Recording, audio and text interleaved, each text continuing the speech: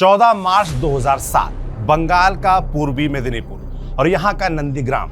कौन नहीं जानता नंदीग्राम को। पिछले 2 दशक की बंगाल की राजनीति एक तरह से देखें तो यहीं खत्म होती है, यहीं से शुरू, और ये सिलसिला चलता रहा है। खैर, सुबह का वक्त था। गांव की कच्ची सड़कों पर अचानक अफरा तफरी फैलने लगी। खेतों के बीच से लोग भागने लगे। महिलाएं बच्चों को पकड़कर घरों की तरफ दौड़ने लगी। पुलिस आगे बढ़ी। सामने गांव वाले खड़े थे। गुस्सा, डर और बेचैनी सब एक साथ हवा में तैर रहे थे, क्योंकि मामला सिर्फ जमीन का नहीं था। लोगों को डर था कि उनकी पीढ़ियों की खेती, उनका घर, उनका गांव सब छिन जाएगा।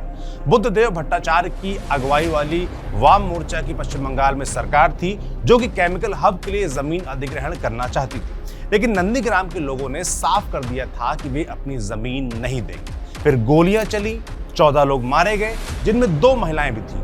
उस दिन नंदीग्राम सिर्फ एक गांव नहीं रह गया, वो बंगाल की राजनीति का टर्निंग पॉइंट बन गया। 34 साल से सत्ता में बैठी वामपंथी सरकार की पकड़ पहली बार कमजोर पड़ती दिखी। नंदीग्राम के आंदोलन ने पूरे बंगाल में एक नया नैरेटिव गढ़ दिया, जमीन बनाम सत्ता का नैरेटिव। और यहीं से उदय हुआ तृणमूल कांग्रेस के बैनर तले बनी भूमि उच्छेद प्रतिरोध समिति का, जो गांव-गांव लोगों को जोड़ रही थी। और इस पूरे आंदोलन को जमीन पर संगठित करने वालों में सबसे अहम चेहरा थे शुभेंदु अधिकारी। वही अधिकारी जो वही ममता बनर्जी के बगलगीर थे, उनके सबसे खास सिपहसालार, पर आज बंगाल में बीजेपी का सबसे बड़ा चेहरा।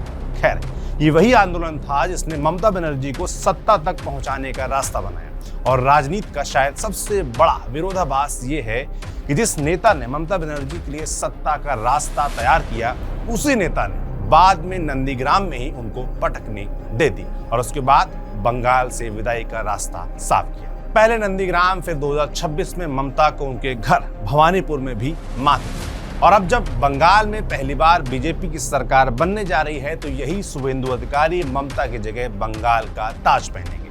लेकिन किसी भी नेता की कहानी सिर्फ उसकी जीत से नहीं बनती, उसके पीछे सालों की राजनीति, हार, संघर्ष, रिश्ते, बगावत और सही समय पर लिए गए फैसले होते हैं। शुभेंदु अधिकारी की कहानी भी कुछ ऐसे ही है। न्यूज पिंच पर आज आपको शुभेंदु की पूरी कहानी सुनाएंगे। नमस्ते, मैं हूं सौरभ त्रिपाठी, आप देख रहे हैं अपना चैनल न्यूज पिंच।